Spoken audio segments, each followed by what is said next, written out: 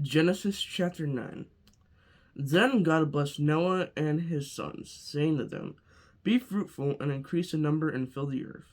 The fear and dread of you will fall on all the beasts of the earth, and on all the birds in the sky, on every creature that moves along the ground, and on all the fish in the sea. They are given into your hands. Everything that lives and moves about will be food for you. Just as I gave you the green plants, I now give you everything. But you must not eat meat that has its lifeblood still in it. And for your lifeblood I will surely demand an accounting. I will demand an accounting from every animal, and from each human being too. I will demand an accounting for the life of another human being. Whoever sheds human blood, by humans shall their blood be shed. For in the image of God has God made mankind. As for you, be fruitful and increase in number, multiply in the earth and increase upon it. Then God said to Noah and to his sons with him, I now establish my covenant with you and with your descendants after you, and with every living creature that was with you, the birds, the livestock, and all the wild animals, all those that came out of the ark with you, every living creature on earth. I establish my covenant with you. Never again will all life be destroyed by the waters of a flood. Never again will there be a flood. No, never again will there be a flood to destroy the earth. And God said, This is the sign of the covenant I am making between me and you, and every living creature with you, a covenant for all generations to come. I have set my rainbow in the clouds, and it will be the sign of the covenant between me and the earth. Whenever I bring clouds over the earth, and the rainbow appears on the clouds, I remember my covenant between me and you and all living creatures of every kind. Never again will the waters become a flood to destroy all life. Whenever the rainbow appears on the clouds, I will see it and remember the everlasting covenant between God and all living creatures of every kind on the earth. So God said to Noah, This is the sign of the covenant I have established between me and all life on the earth. The sons of Noah who came out of the ark were Shem, Ham, and Japheth. Ham was the father of Canaan.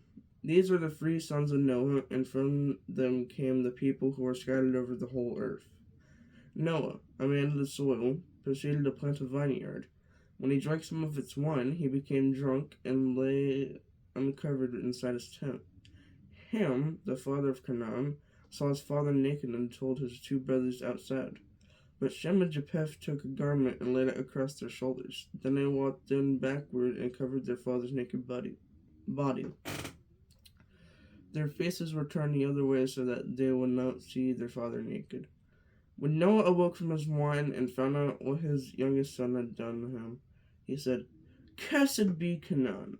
The lowest of slaves will he be to his brothers. He also said, Praise be to the Lord, the God of Shem. May Canaan be the slave of Shem. May God extend Japheth's territory. May Japheth live in the tents of Shem, and may Canaan be the slave of Japheth. After the flood, Noah lived 350 years. Noah lived a total of 950 years, and then he died.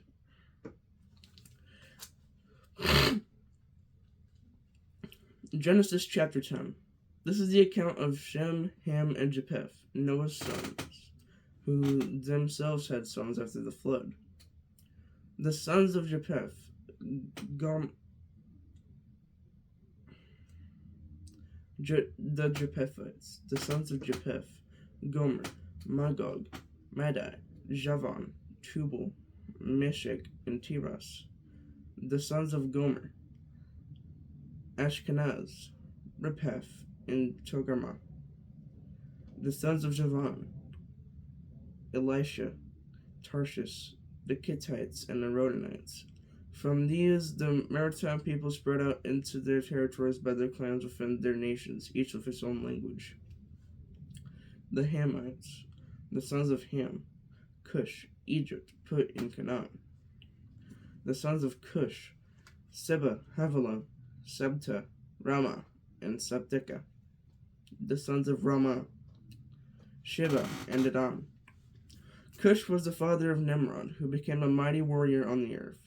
He was a mighty hunter before the Lord. That is why it is said, like Nimrod, a mighty hunter before the Lord.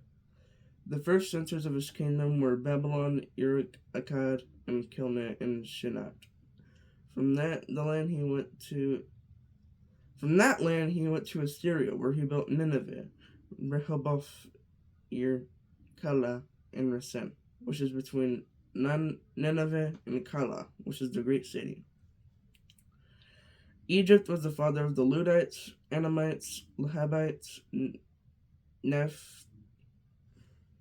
Naphtalites, Paphrusites, Casluhites, from whom the Philistines came, and Caphtorites, and Caphtorites. Canaan was the father of Sidon, his firstborn, and of the Hittites, Jebusites, Amorites, Girgashites, Hivites, Arkites, Sinites, Arvadites, Zemarites, and Hamathites. Later, the Canaanite clans scattered, and the borders of Canaan reached from Sidon toward Gerar as far as Gaza, and then towards Sodom, Gomorrah, Admah, and Zeboim as far as Lasha. These are the sons of Ham by their clans and languages, and their territories and nations. Sons were also born to Shem, whose older brother was Japheth. Shem was the ancestor of all the sons of Eber. The sons of Shem: Elam, Asher, Arphaxad, Lud, and Aram. The sons of Aram: Uz, Hol, Gether, Gether, and Meshech. Arphaxad was the father of Shelah, and Shelah was the father of Eber. 2 sons were born to Eber. One was named Peleg, because in his time the earth was divided. His brother was named Loktan. Joktan. I know where my glasses. Joktan was the father of Almodad, Shelef, Hazarmaveth, Jerah, Hadoram, Uzal, Diklah, Obal, Abimael, Sheba, Ophir, Havilah, and Jobab. All these were sons of Joktan.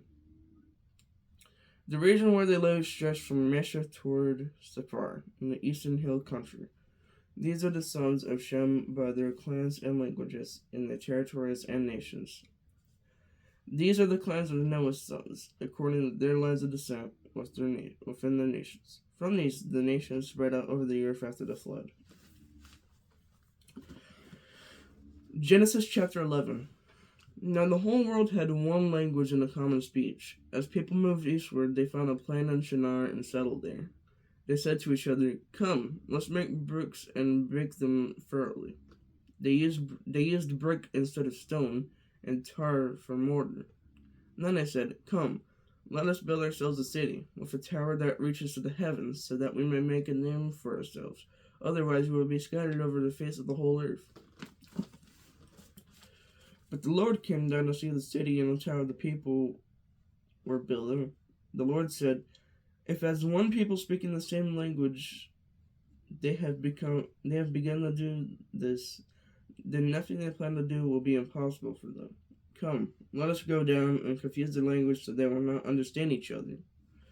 So the Lord scattered them from there all over the earth, and they stopped building the city. That is why it was called Babel, because there the Lord confused the language of the whole world. From there, the Lord scattered them over the face of the whole earth. This is the account of Shem's family line. 2 years after the flood, when Shem was 100 years old, he became the father of Arphaxad.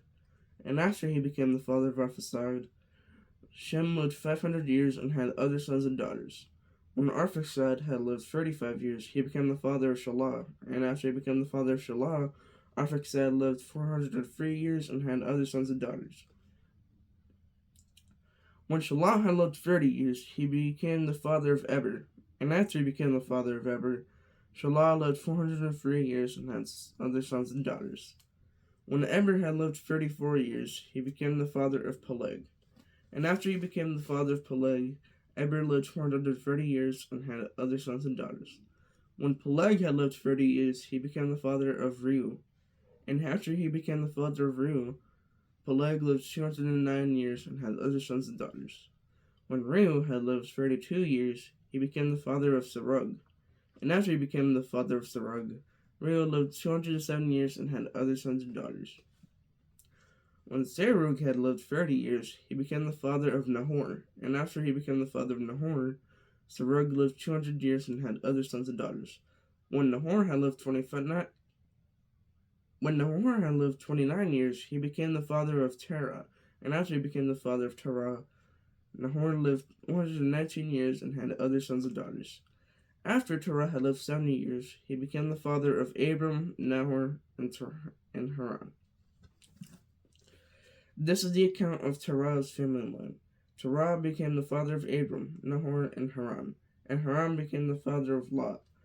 While his father Terah was still alive, Haran died to Ur of the Chaldeans in the land of his birth. Abram and Nahor both married. The name of Abram's wife was Sarai, and the name of Nahor's wife was Milcah. She was the daughter of Haran, the father of both Milcah and Iscah. Now Sarai was childless because she was not able to conceive. Terah took his son Abram, his grandson Lot, son of Haran, and his daughter-in-law Sarai, the wife of his son Abram, and together they set out from Ur of the Chaldeans to go to Canaan. But when they came to Haran, they settled there. Terah lived 205 years, and he died in Haran. Genesis chapter 12. The Lord had said to Abram, "Go from your country, your people, and your father's household to the land I will show you. I will make you to a great nation, and I will bless you. I will make your name great, and you will be a blessing. I will bless those who bless you, and whoever curses you I will curse, and all peoples on earth will be blessed through you." So Abram went as the Lord had told him, and Lot went with him.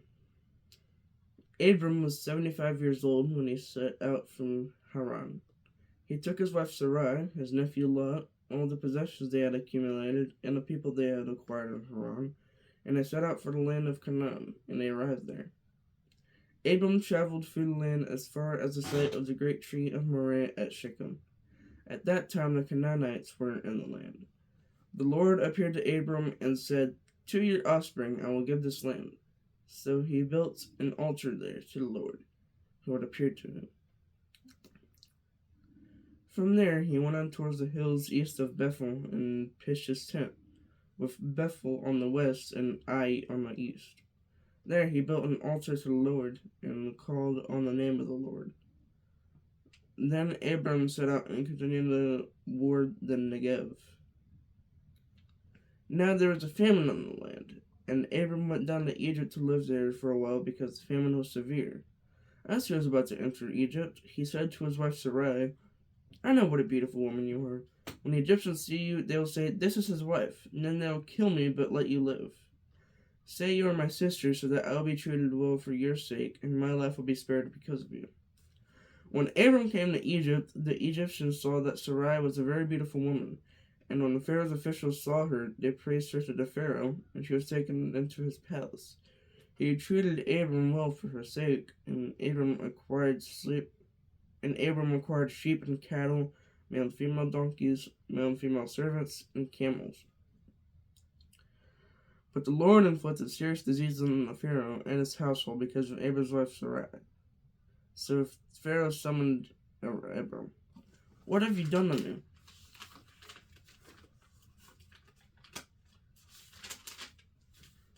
he said. "Why didn't you tell me she was your wife? Why did you say she is my sister, so that I took her to be my wife? Now then, here's your wife. Take her and go." And then Pharaoh gave orders about Abram to his men, and they sent him on his way, with his wife and everything he had.